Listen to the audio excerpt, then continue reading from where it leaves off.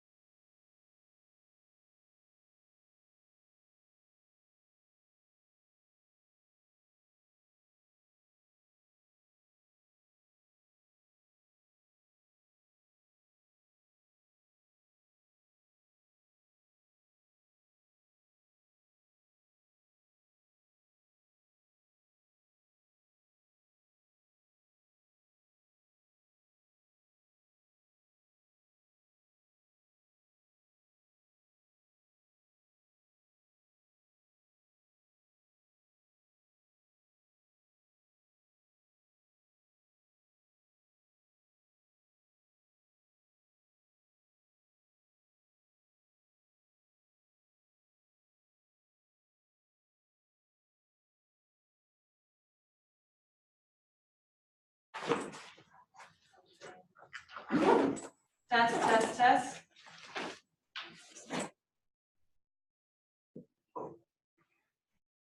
Great, so that's working. If you for some reason people are like, I'll just bring it up more. That should be loud enough. But it's an under audio options. If for some reason, like you go here, audio, and you can test the mic and speakers. This is just like the input level of the microphone. So you can bring it up if you need to, or down if you need to. Great.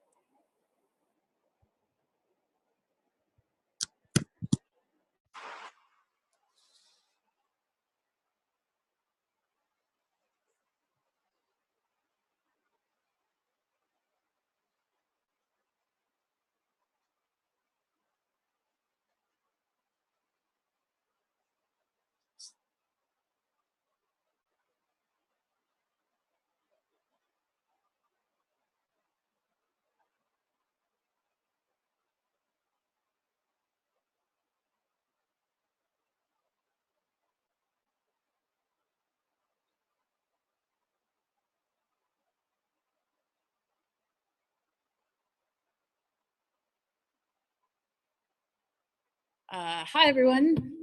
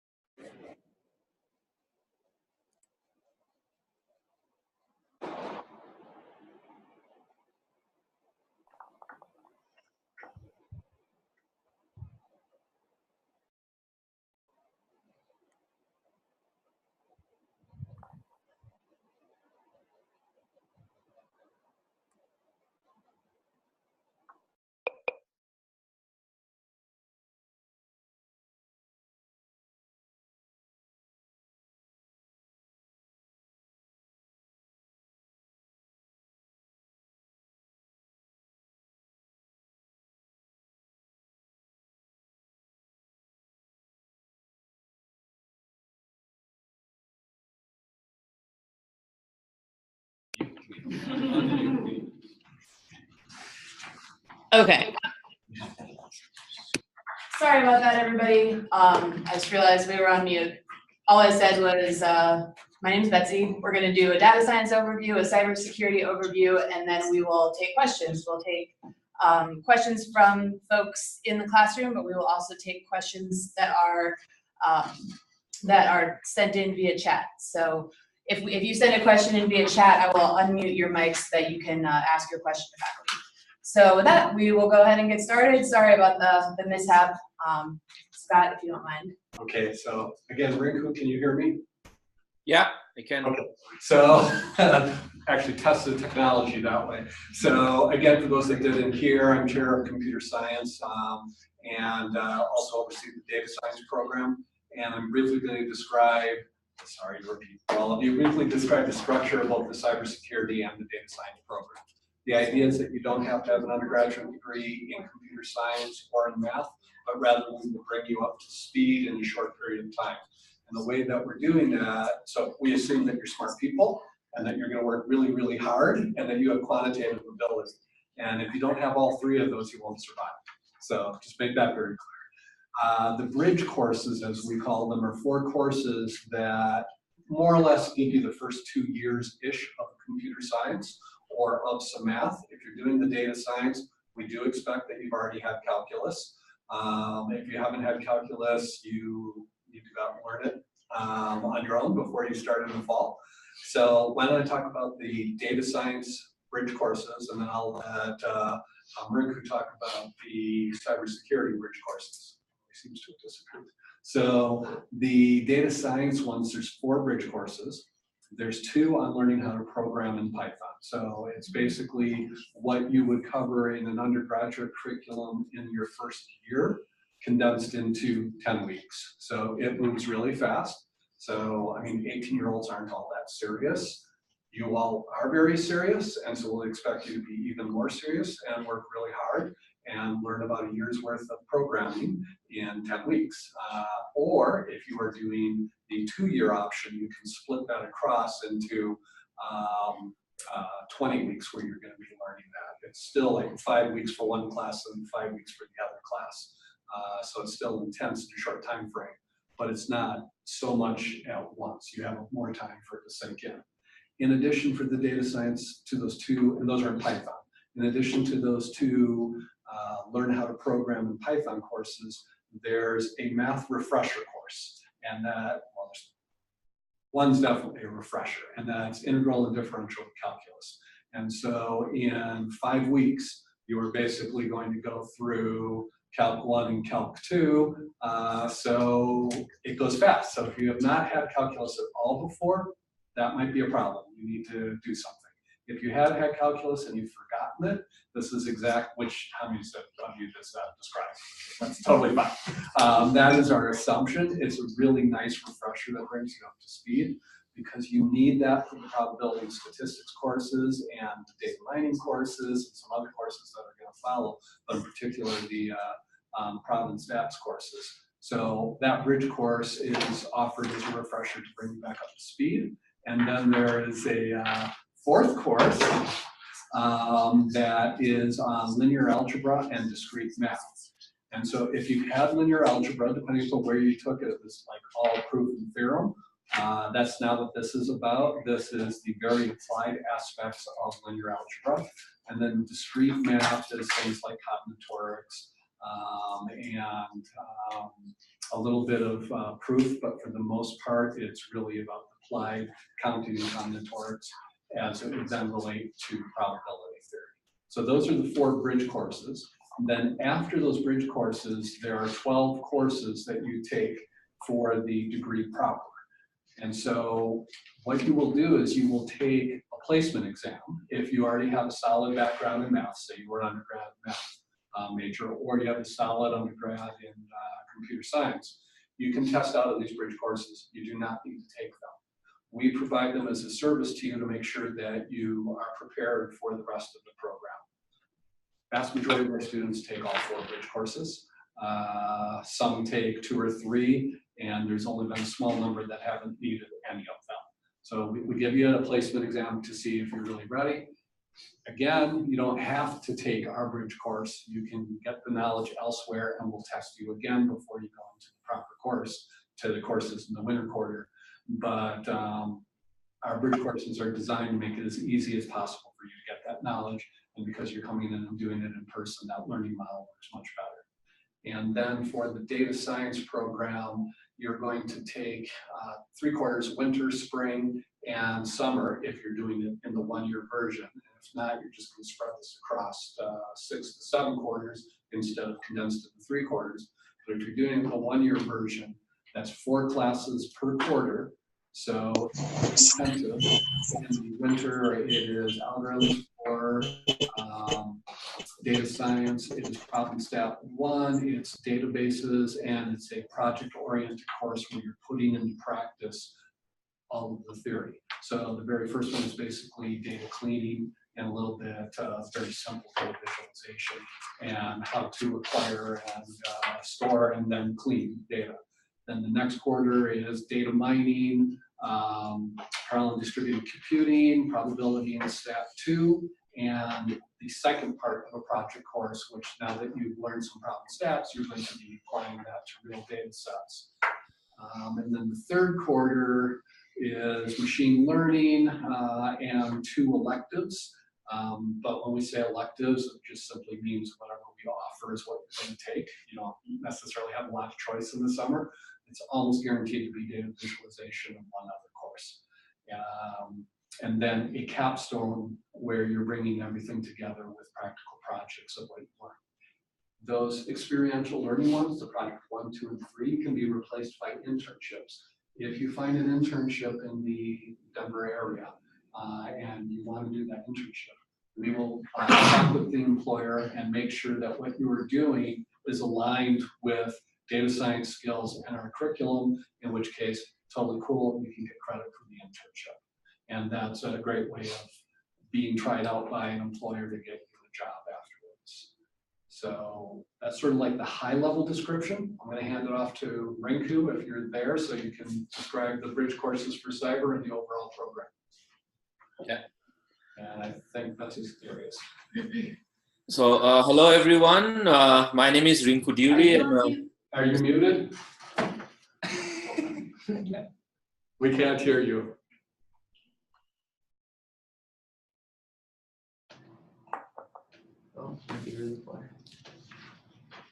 Say something again now. Hello. Yes, we can hear you now. Cool. Great. So again, hello everyone. My name is Rinku Dewri. I'm an associate professor at University of Denver in computer science, and my primary research is in security and privacy, and that's why I'm talking about the cybersecurity program here. So it's structured very much like the data science program. So it ranges from 48 to 64 credits based on whether you would be requiring the bridge courses or not. So you'd start off with a placement exam, a placement test that will test your knowledge and skills on C, C++ programming, computer architecture, and some data structures and discrete math. And based on how you fare on those tests, you will be required to take one or more of those bridge courses. So we have 4 of those. So based on which courses you pass through the test, you don't have to take those, otherwise you have to enroll in the others. So the bridge courses are for cybersecurity would be C, C++ programming, and that is divided into 2 courses. And then if you have done programming, or if you are doing a job, you are doing some kind of programming, but if you're not familiar with C, C++, then make sure that either you get the skills or you take the bridge courses, because the core reason we picked C, C++ is because much of the later courses, the language, preferred language of choice for that those courses will be C, C++, and mostly low-level programming, working closer to the hardware. So it is important that you do have experience with C++ and not just with any other language in that context. So C, C++ programming, that's why we divided into 2 courses. And then you will have computer architecture or computer organization, which details the internals of a computer. You will also go through assembly language programming in there. Again, something that you use to work closer to the hardware. And then finally, there is one course which compresses a discrete math and algorithms and data structures course. So those content will be covered together in that course. Now, once the bridge courses are done, then you move into the core courses. And cybersecurity has 7 core courses.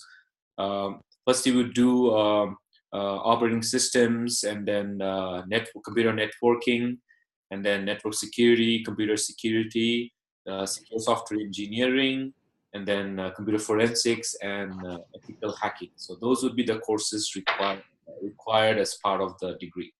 So again, operating systems is more about design of operating systems, what goes inside an operating systems.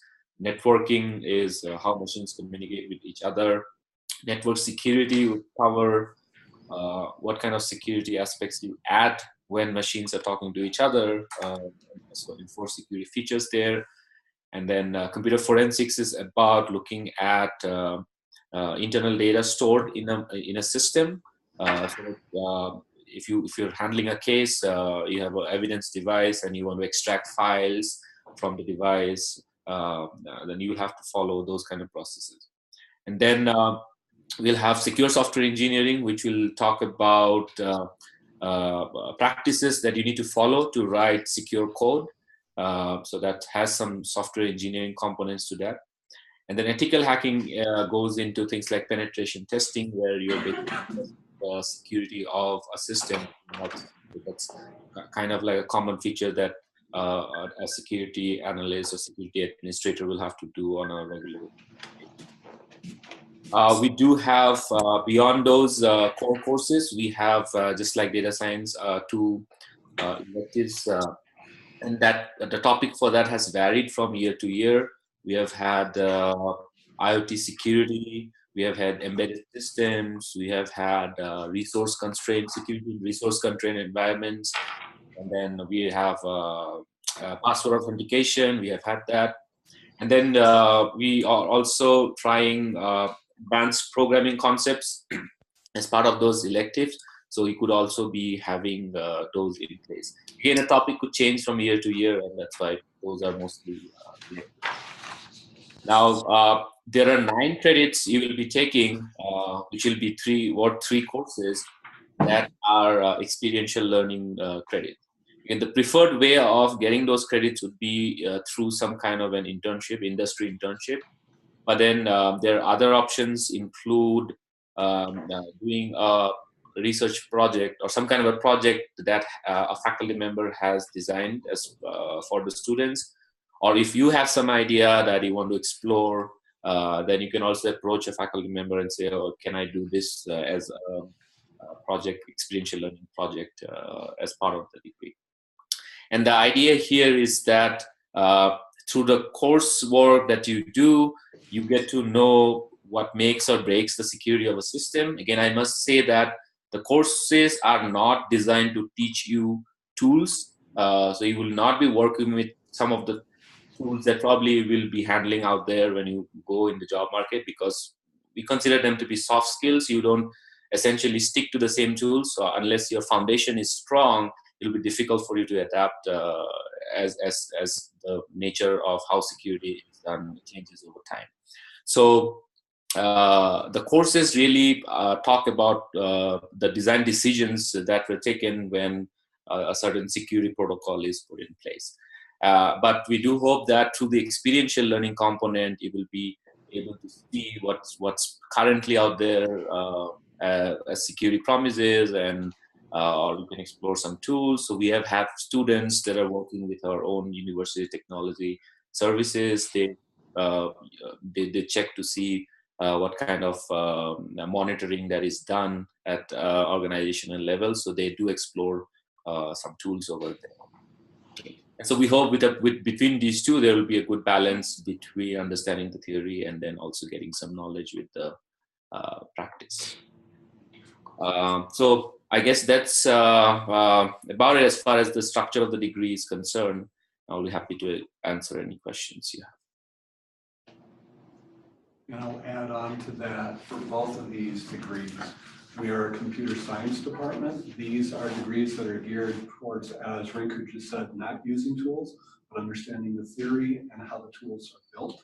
So if you look at information analysts or business information analysts that are using tools, that's not what this degree is about. It's about what's under the cover and how to be able to build your own tools. The word data science means many different things to many different people and is not clearly defined.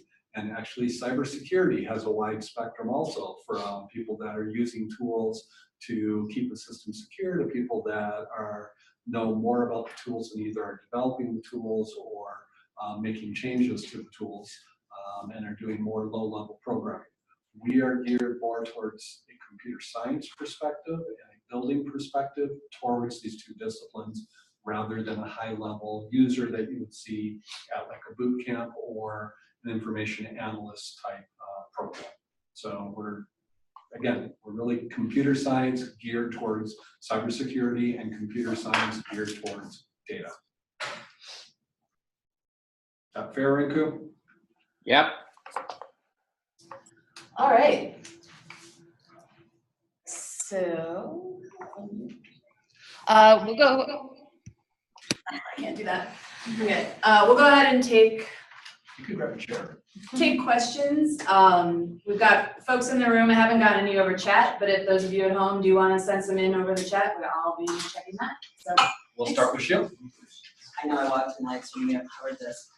The bridge courses for cybersecurity are the same for data science?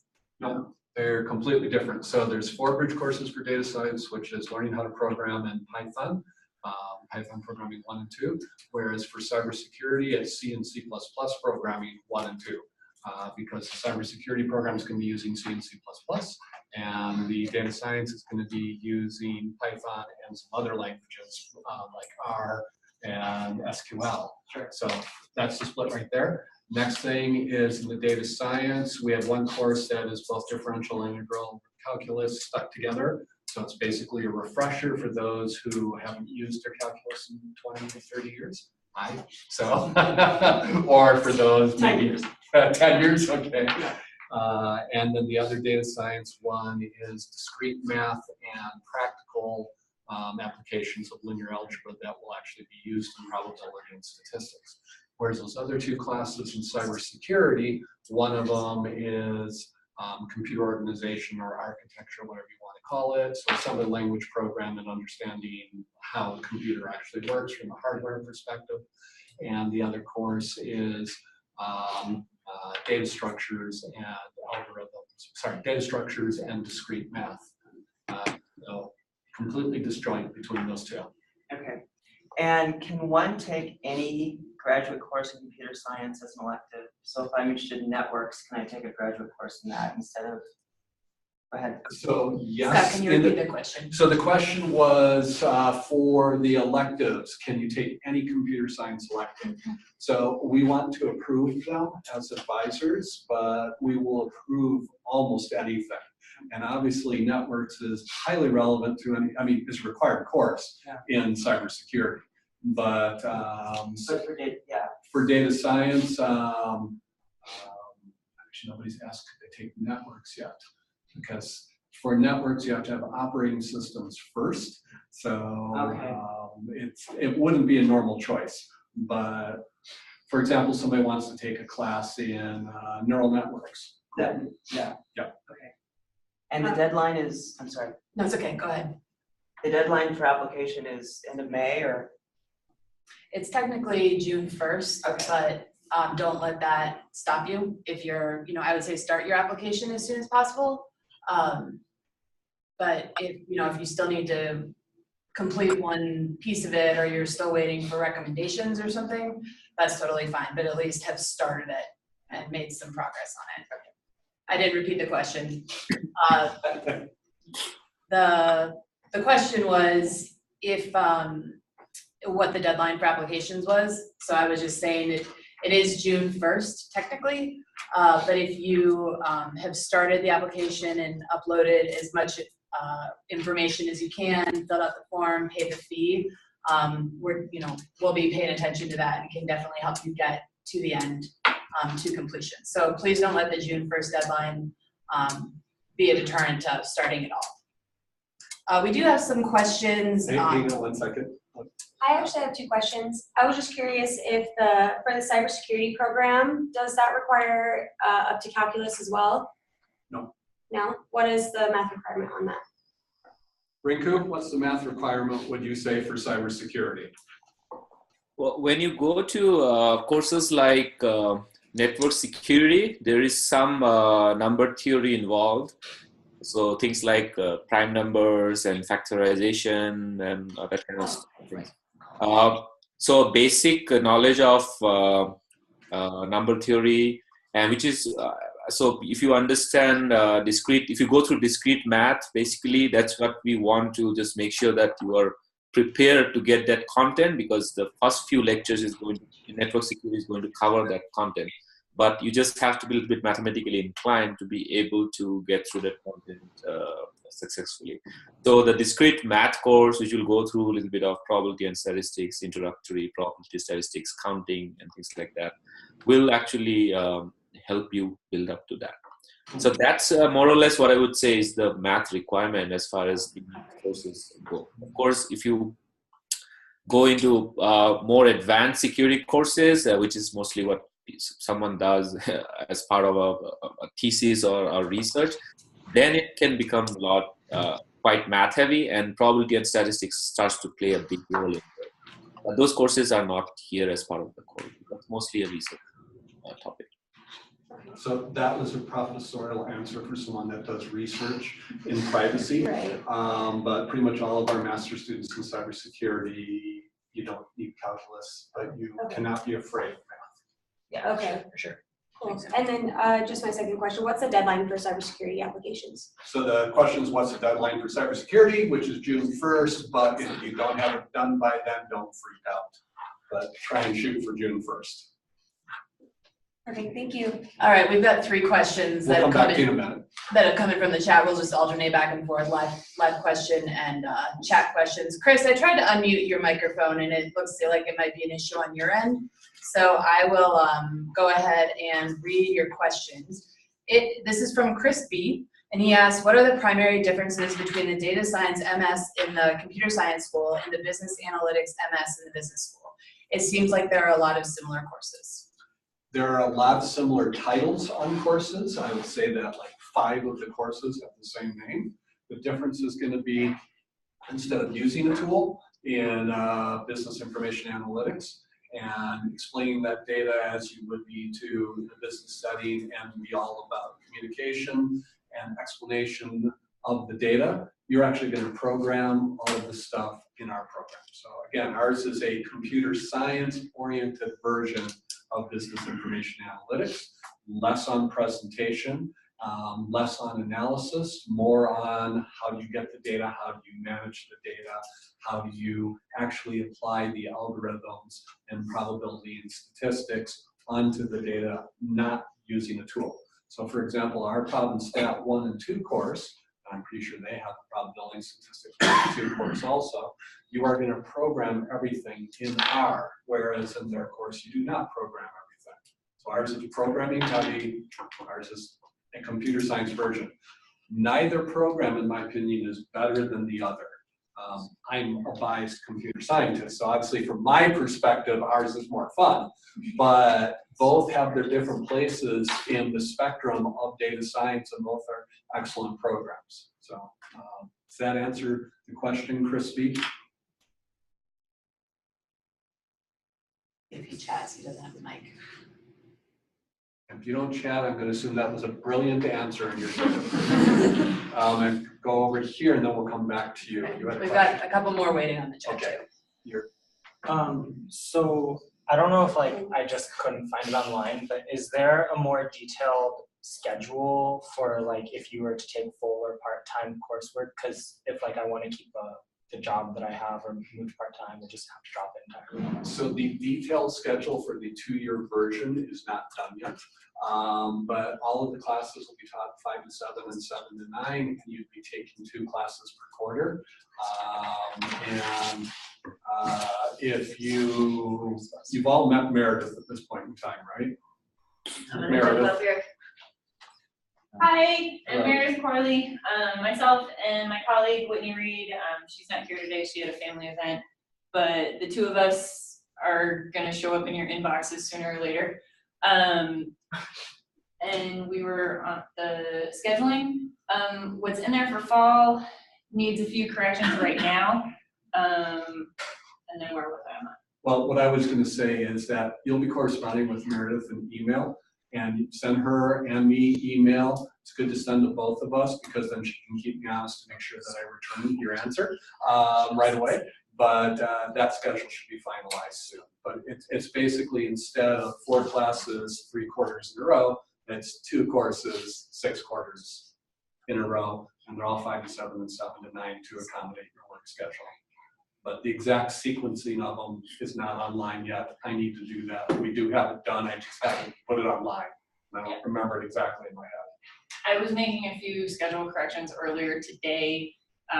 It will be a work in progress throughout the summer. So if you have any detailed questions about this course, that course, time offerings, any of that, shoot me an email and I can figure it out. And your email, do you mind writing it? Oh, sure. And then we'll stick it up somewhere. Alright, can I throw another question out there? Alright, We'll this come back is, to you. I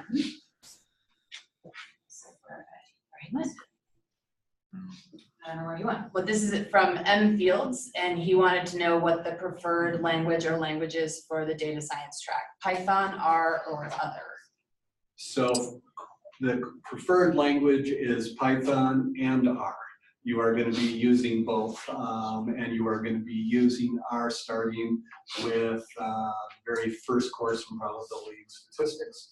You are going to be using Python in the very first course of algorithms for data science.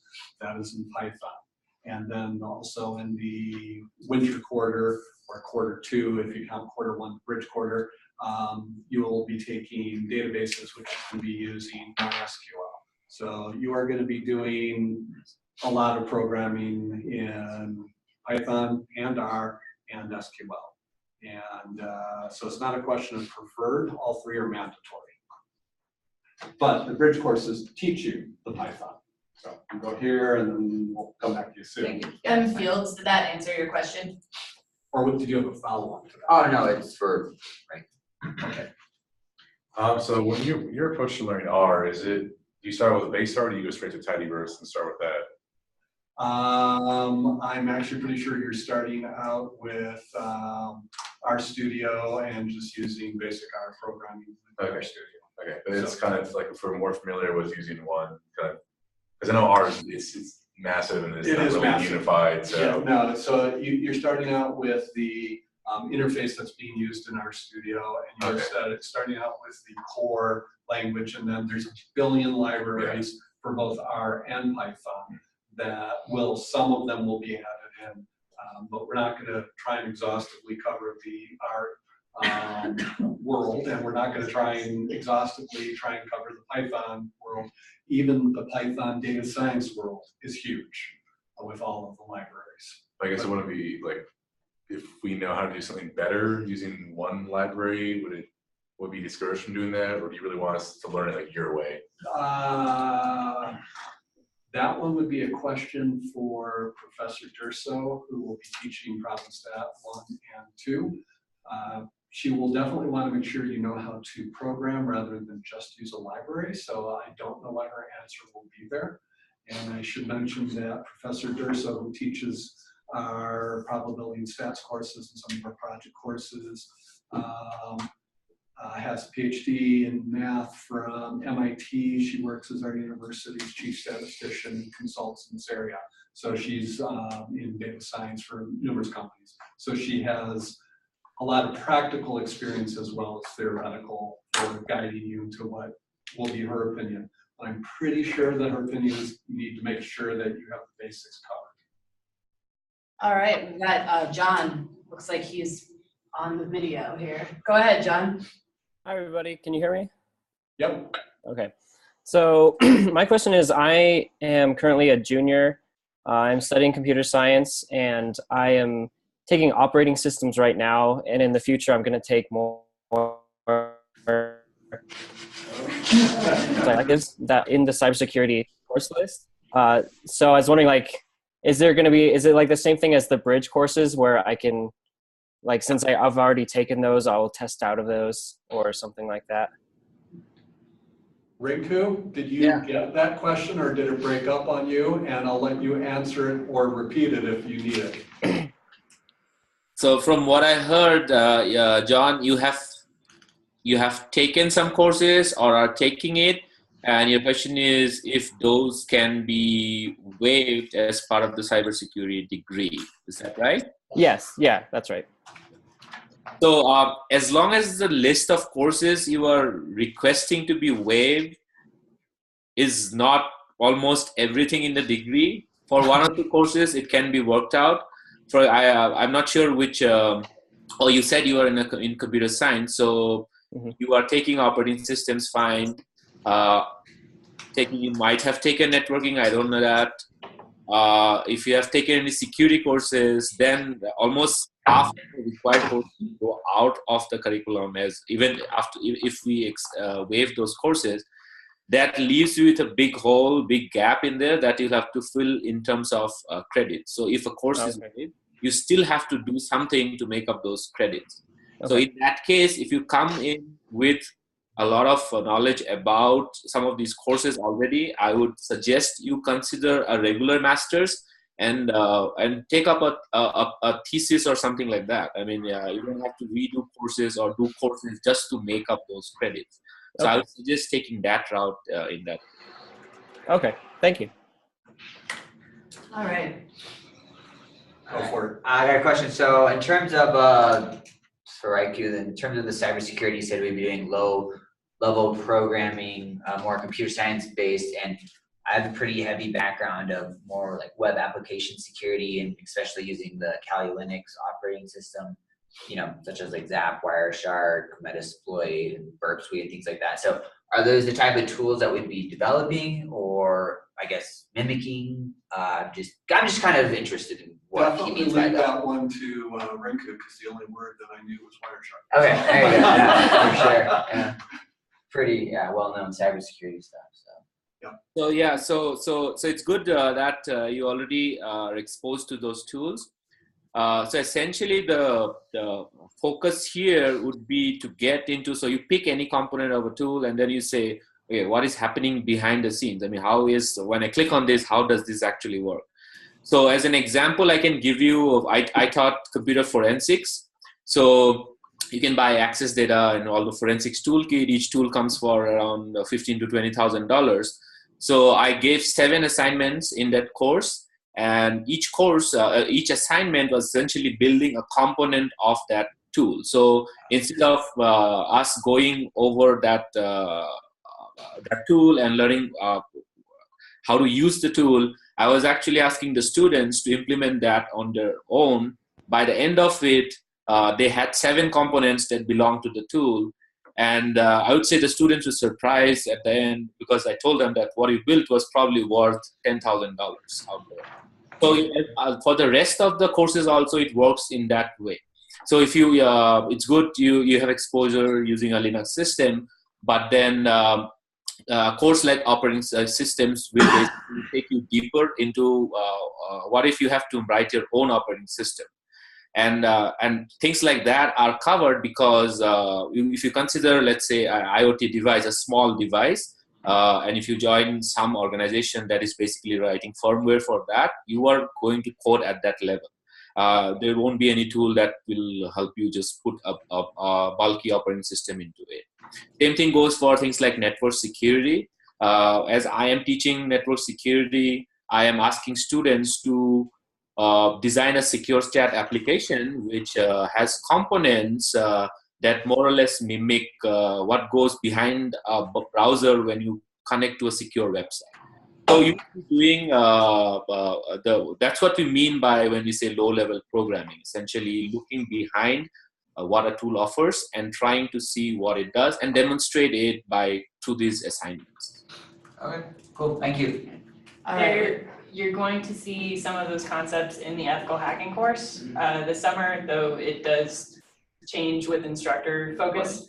And then a couple of people have done independent studies kind of related in that area. So that is, if that's where you're familiar with and that's where you want to grow your own skills portfolio, that's definitely something you want to explore with your advisor.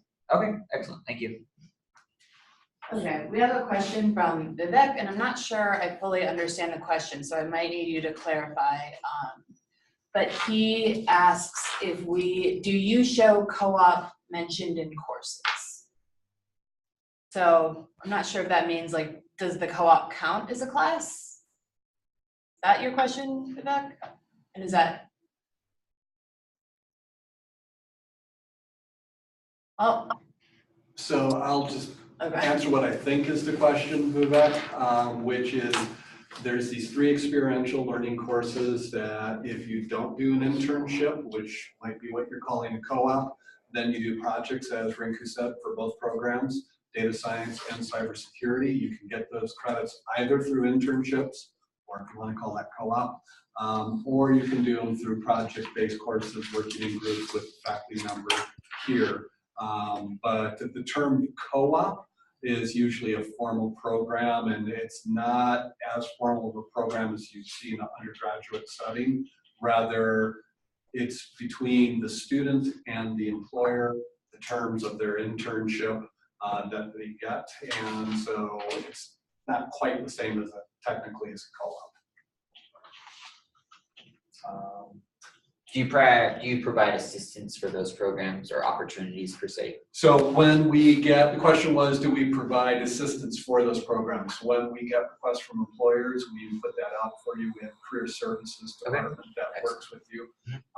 We also bring career services in to work with you on your resumes, to work with you on your interviewing skills, to work with you on your networking skills. Cool. So we're taking the career placement aspect of this very seriously also. Okay, thank you.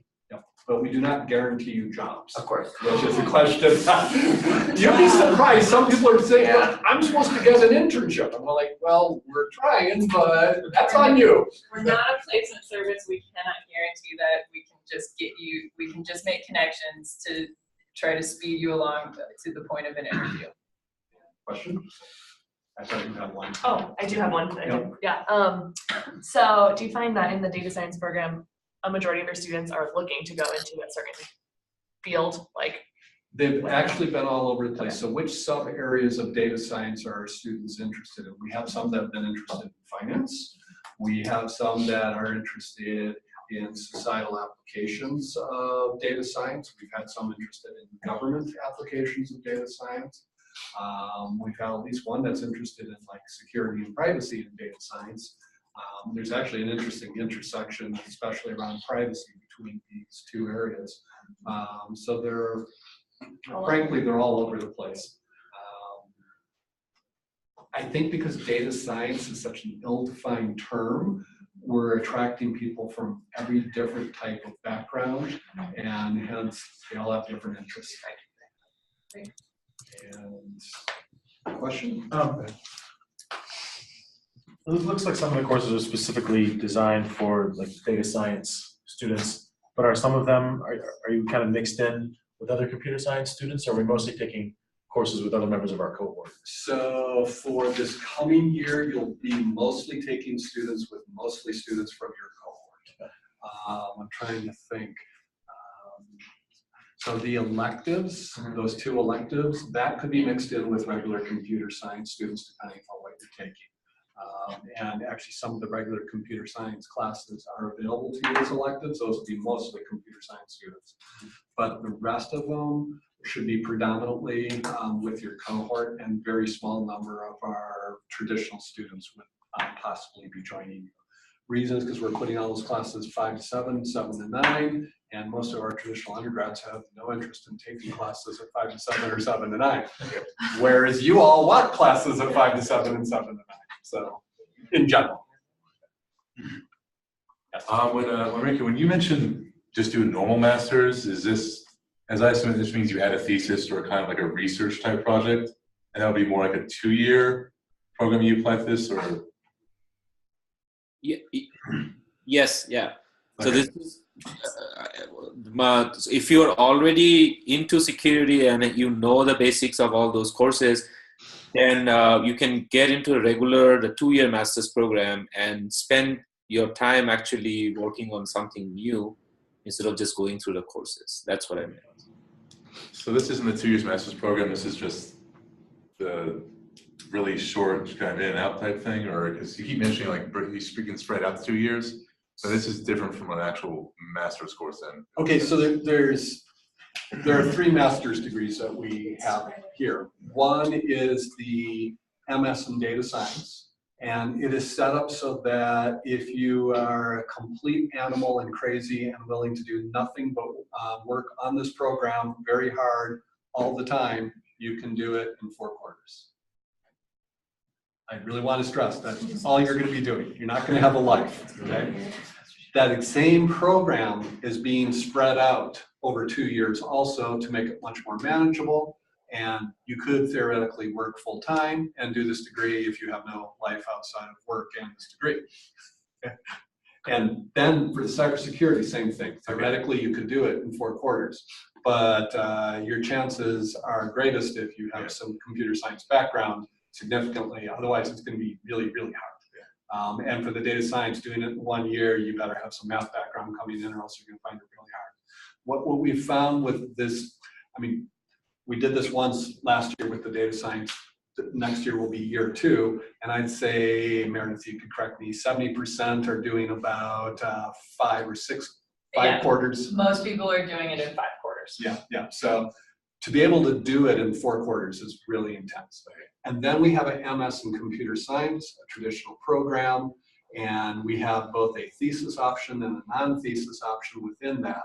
But that is intended to be a normal 2-year master's degree where you take 2 classes at a time. What would be good about that program for someone like you is that you would have the potential to work with someone like Rinku on research rather than just classes. Okay. And so in cybersecurity, we have Rinku, and on lead Professor Ramki Thurmella, and we have a visiting Professor Nate Evans. We're all doing research in these areas, which you have the opportunity to work with them, which is the advantage, versus this faster, more applied program. Okay. If that all makes sense. So it does. Yeah, Rinku has mentioned previously, like, we have a cybersecurity lab over in room 360. And if you really want to see the lab, do a 2-year master's, because in the MS in cybersecurity, you're not going to see much of it. I think, yeah, if you think about it in terms of like, there's the research side, and then there's like the professional masters. They're kind of 2 different tracks with 2 different goals. If you are interested in doing research, you know, there is an opportunity to do that. If you're more interested in getting the knowledge and getting practical, applied, hands-on experience, there's the professional approach. The assumption is that people that are doing this for a career change or to amplify their current career prospects is that they are eager to get back into the marketplace or to get a job as soon as possible. And so that's sort of why the difference in the timing for those 2. Okay. So it's really dependent on what your personal goals are. And for all of these degrees, unless the economy tanks, you're gonna be golden. Funny. Unless the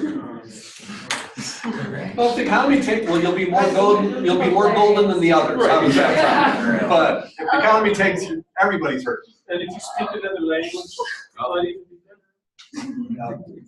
Yeah, oh yeah, 2 of them. Yeah, but you had a question at one point in time that was answered.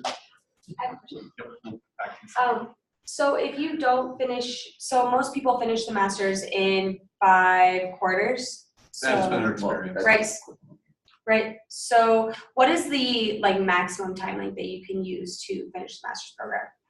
That's a DU policy, 5 years. Oh, okay. Yeah. That's, Don't listen to her. oh, okay. 2 to 3 2.5, years. yeah. The people that take it beyond 2 to 3 years never finish. But yeah, there's an extended time frame. Betsy is completely correct. 5 years is the policy. Right. You won't You're saying finish there's it no if you rush. take it beyond 3 years. Yeah.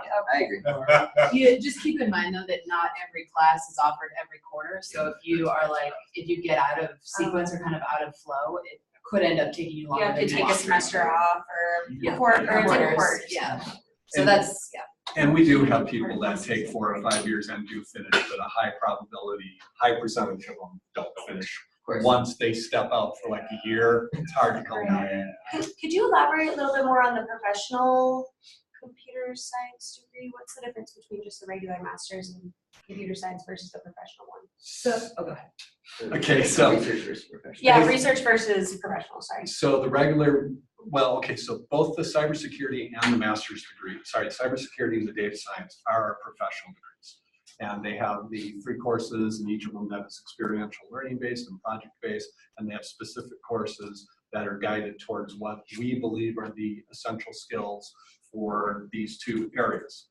Whereas the master's degree in computer science is more open to you to go into different areas of computer science and to take more theoretical classes and do independent studies and do possibly a thesis. So even within the MS and CS, there is a thesis-oriented version and a class-oriented version. So Are they completely different degrees? Nope. Yeah, well, no, you got 48 credits MS. Okay, so Depends which one you go.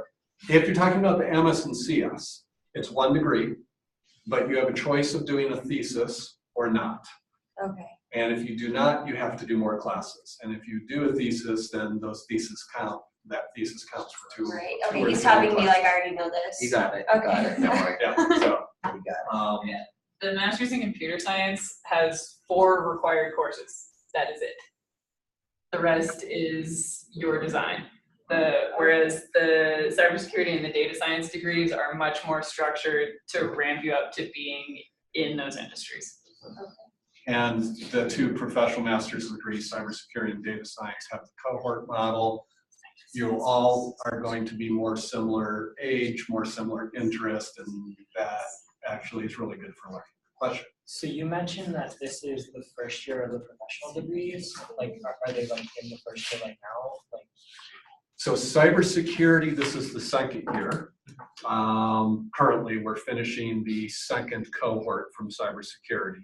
And for data science, we have our 1st cohort finishing this summer. So starting in fall, you would be the 2nd, are you doing data science or cyber? You would be in our 2nd cohort for data science starting this fall. so in this first cohort, they'd be in the spring quarter, correct? Correct. And that is when they would be looking at either doing the co-op class that they're Internship, yeah. or internships, how many like can you like do you know how many like out of the group has gotten internships? Like, does it seem difficult? So I have a fuzzy idea, but Meredith knows exactly. A little over half. A little Out of over how half. many people?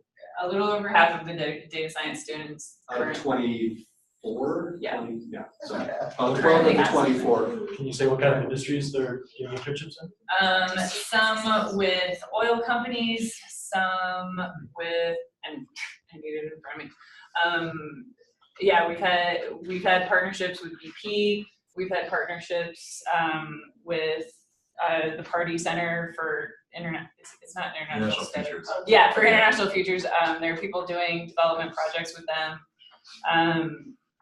Our part again, like with our student interests, the partnerships are all over the place.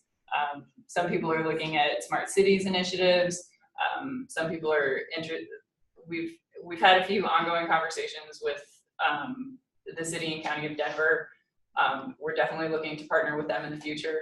So it's really what direction do you want to go in, and where can I and Career Services point you to find those opportunities? I mean, so if I wanted to look towards specific industries, would I talk more with Career Services, you guys, or would I like? So Career Services and Meredith. Yeah, both. Pretty much everybody that contacts Meredith, she shares with Career Services. I don't know if the same is true the other way around. When things start to get more detailed, they send a lot my way. So yeah, we work together pretty closely. All right, we do have another question. Imran, it looks like you don't have a microphone.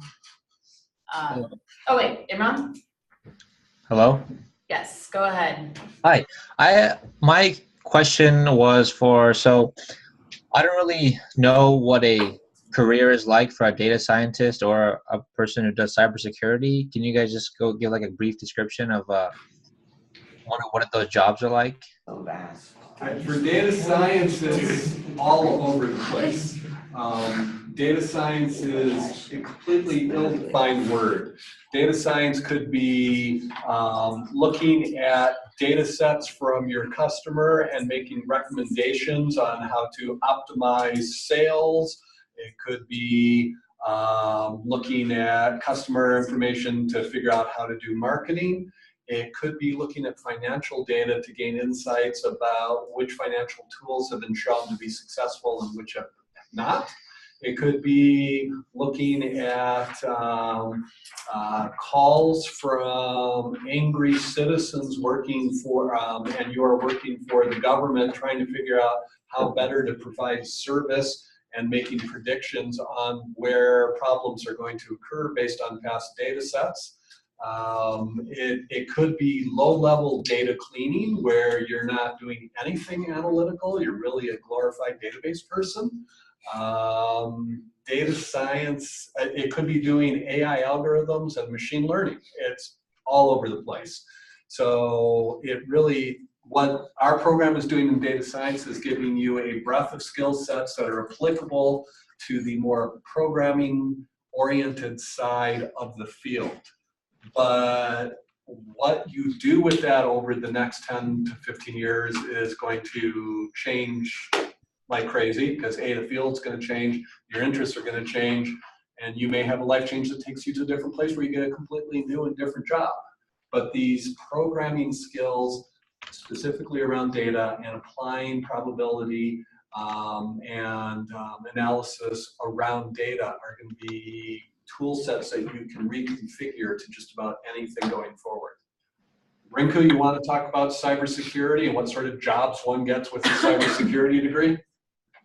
Yeah, so the titles can vary. I mean, if you're looking at a cybersecurity job, you should really look at the job profile, because titles can get confusing. So I can kind of break it down into maybe 4 categories. One would be, let's say, security compliance testing. So there are hundreds of security policies out there. There are federal agencies that devote time and come up with best practices, solutions and what needs to be done to be security compliant. So one kind of job would be making sure going system by system within an organization and making sure that systems are compliant with those kind of policies. Second would be a security policy design. So essentially within an organization, besides being compliant, what other security practices you want to put in place. So you could be coming up with recommendations based on your knowledge and experience that we should be doing this, we should not be doing that, and things like that. So that's more security policy design within an organization, and it covers things like risk management. So if you have assets within an organization that needs protection, so you come up with a method to or security features that is going to provide against that could be on top of some compliance that you are already following, but this is something extra that you want to do. Other would be for organizations that really have sensitive assets, so essentially data stores or that have sensitive information from users. There you would be you could be looking at something what we call incident response. So these are primarily systems that have a face to the outside world, so the outside world can interact with the system. So think of like a Google kind of service which everyone interacts with. So there is a big team involved just looking at what is going on in the network, and then when something goes wrong, you come up with immediate data fixing it, and that's what we call incident monitoring and incident response. And then there is this fourth kind, which really goes deeper and almost at the line of research, where you do analysis of what is going on out there in the internet. So there's things like malware analysis. So there are labs like, I don't know if you heard about Kaspersky Lab. So they look at internet traffic worldwide, and then they try to analyze and see if something, let's say malware is spreading or not. Sometimes you could be getting snapshots of data from outside in a network, and you try to see, reverse engineer it and try to understand how malware is working. So that is much deeper. And as I said, it's more closer to the research. And then, so these will be 4 core type of jobs. And you could have an entry level and advanced level positions in any of these 4 areas. Entry level probably be involved shadowing someone who has already been there in the organization for some time and learning the rules of the trade within the organization. And then you can work with certifications and other kind of attributes like that to actually work your way up within that particular area. So I'll put it that way.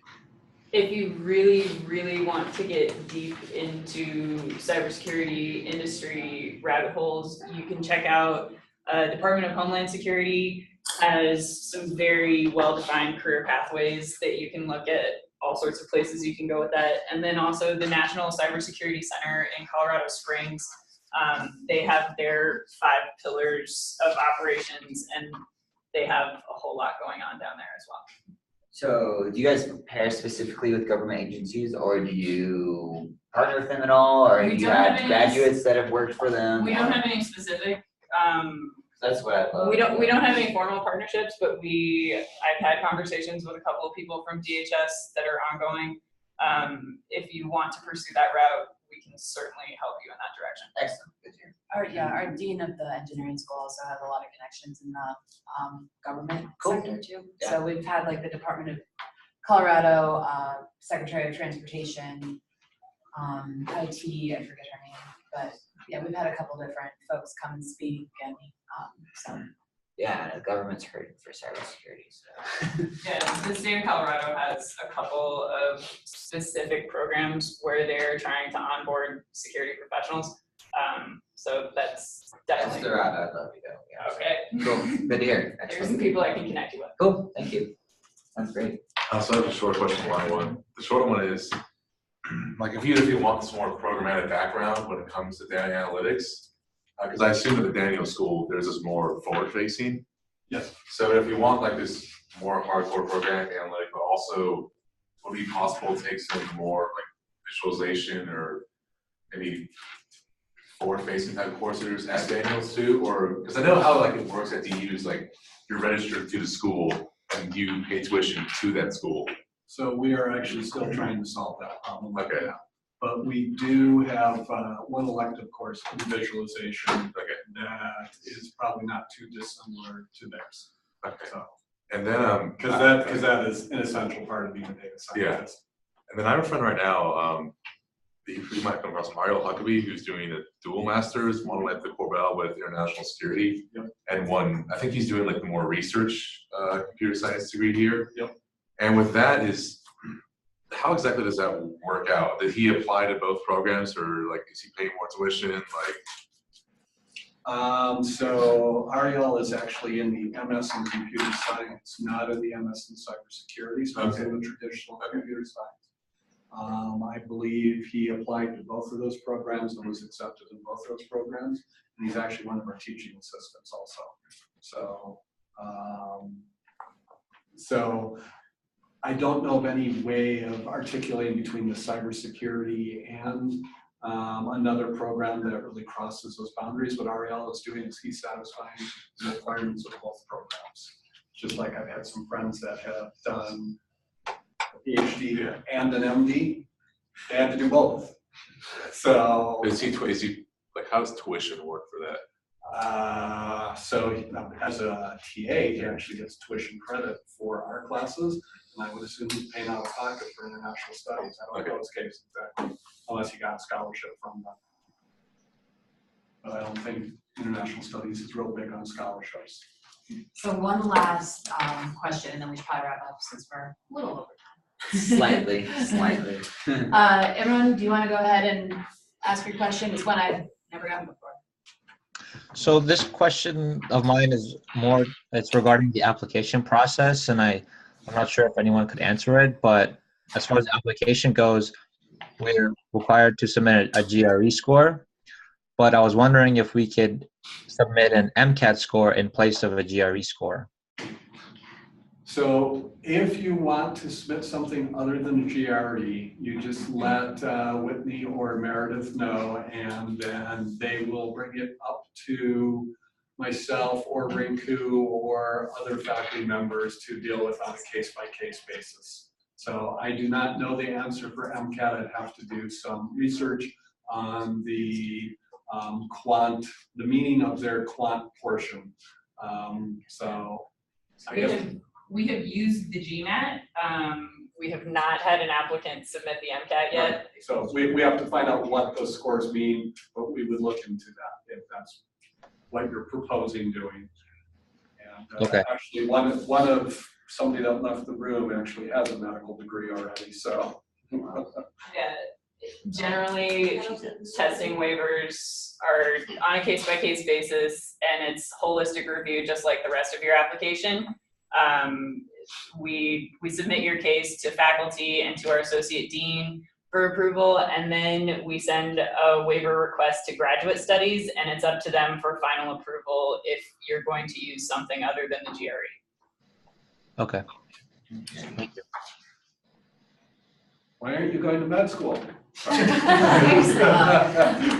right, well, we'll go ahead and wrap this up. Someone asked if the recording would be available. I have been recording it, so I don't know how many hours it's going to take to transfer the video to a hard drive, but we'll get it up online and then send out a link to that when that's live. So thank you everybody for coming, and again, feel free to contact us. You can always respond to that email address that sent out the invite, the richieadmissions@du.edu.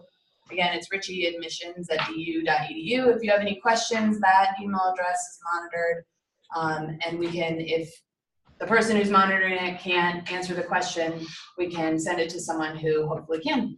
So if anything comes up, don't hesitate to be back in touch. Thanks, everybody. Thank you. Thank you. Thank you.